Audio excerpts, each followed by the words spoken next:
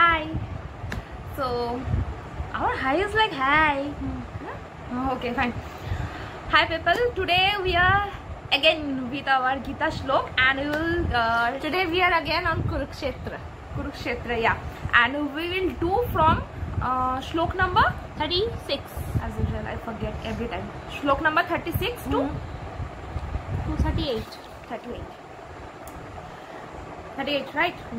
So we will do Shlok number 36 to 38. We will know that we will get to know next what Arjun will take as a step. As a step, right? Okay. So let's start it.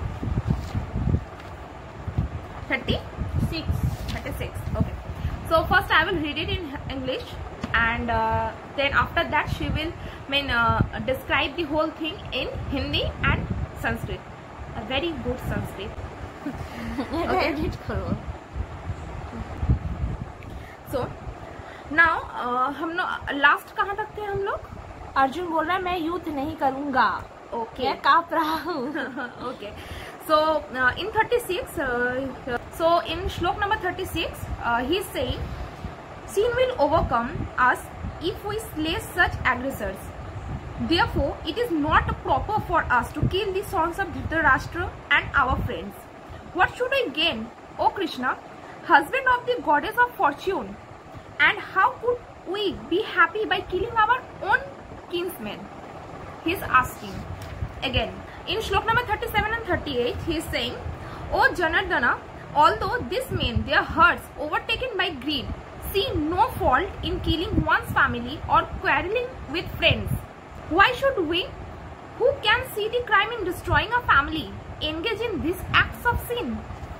तो ये था मतलब now also in 36, correct? Now he is giving reasons कि हमें क्यों नहीं करना चाहिए. Why we don't, मतलब अगर युद्ध भूमि में खड़े होके कोई अगर क्षत्रिय बोल रहा है कि मैं युद्ध नहीं करूंगा, सो प्रॉपर रीजंस भी उसको देने चाहिए. So he is giving reason. Okay. So in 36 to from 36 to 38, he is on the same page. मतलब मुझे नहीं करना, एंड क्यों नहीं करना उसका वो रीजन कृष्णा को दे रहा है. So now you start. यदि हम ऐसे आतताइयों का वध करते हैं, मतलब अगर हम वध कर देते हैं तो क्या होगा वो एक्सप्लेन करे कृष्ण को. तो हम पर पाप चढ़ेगा. ठीक है कि दुर्योधन के पुत्र ठीक है आतताई है, पर है तो संबंधी, तो हम पर पाप चढ़ेगा. जैसे हम लोग नॉर्मल सिचुएशन में सोचते हैं ना, कुछ भी अगर हो जाता है तो कि अरे यार पाप लग जाएगा. अतः यह उचित नहीं होगा कि हम धृतराष्ट्र के पुत्रों तथा उनके मित्रों का वध करें. हे लक्ष्मीपति कृष्ण, इससे हमें क्या लाभ होगा? मतलब कोई तो फायदा नहीं है ये सब कुछ करके. और अपने ही कुटुंबियों को मारकर हम किस प्रकार सुखी हो सकते हैं? ये तो बहुत इंपॉर्टेंट क्वेश्चन है, और आज के जमाने में बहुत ज्यादा इंपॉर्टेंट है, क्योंकि आज तो लोग फ्रेंड बोलो रिलेटिव बोलो, उसको तो मतलब बोलते हैं ना धक्का मार के एक लैडर हायर हम लोग चढ़ना चाहते हैं. तो ये जो क्वेश्चन अभी अर्जुन पूछ रहे हैं ये एक्चुअली बहुत रिलेटिव है इस युग के लिए. हर युग के लिए होता है रिलेटेड. हाँ, बट एक्चुअली क्या होता है कि द्वापर के बाद ही कलयुग आने वाला था ना. त्रेता में तो फिर भी त्रेता नहीं, हर युग में नहीं होता. आप सोच लो कि द्वापर के बाद कलयुग आ रहा है, तो इसलिए हम लोग के लिए रिलेटिव है. लेकिन द्वापर के पहले तो त्रेता युग था, जहाँ पे जहाँ पे हम जानते हैं श्री रामचंद्र भाई को राजा बनाने के लिए उन्होंने 14 इयर्स का वनवास एक्सेप्ट कर लिया पिता के आदेश के लिए. फिर भरत बोल रहे थे कि नहीं मुझे नहीं राजा बनना है, राजा तो श्री रामचंद्र है. 14 इयर्स तक उन्होंने सिर्फ उनकी चरण पादुका रख के रूल किया है. तो वहां पे और यहाँ पे हम द्वापर में क्या देख रहे हैं, दो भाइयों के बीच में इतना डिफरेंस है कि युद्ध हो रहा है. एक हमारे पास जो दो एपिक बोले जाते हैं ना इंडिया के, रामायण और महाभारत, दोनों कितना डिफरेंस है. रामायण में मतलब दोनों भाई ने सैक्रिफाइसेस कर दिया एक दूसरे को किंगशिप देने के लिए, और यहाँ पे दोनों मतलब जो डिजर्विंग है वो युद्ध करना पड़ रहा है दोनों पक्षों को कि हम ही राजा बनेंगे. तो कलयुग का में भी उसका प्रभाव अभी और बढ़ गया है.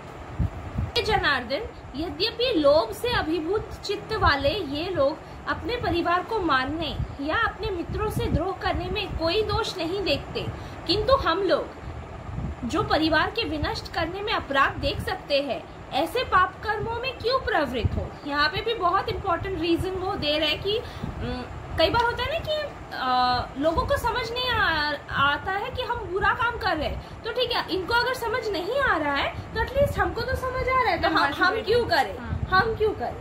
तो यही है, मतलब अभी अर्जुन के लिए ये लग रहा है कि what we are going to do is something wrong. हाँ, पूरी तरह से गलत, मतलब और ये गलत किसी को दिखाई नहीं दे रहा है, मतलब कृष्ण भी है लेकिन कृष्ण को दिखाई नहीं दे रहा है, इसलिए वो दिखा रहे हैं, वो रीजंस दे रहे हैं।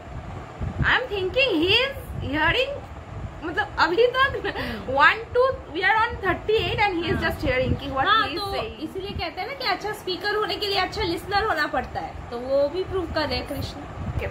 सो आज हम लोगों ने जाना कि आज भी हम लोगों ने वही जाना कि Arjun is not ready to fight, he is not at all accepting this situation.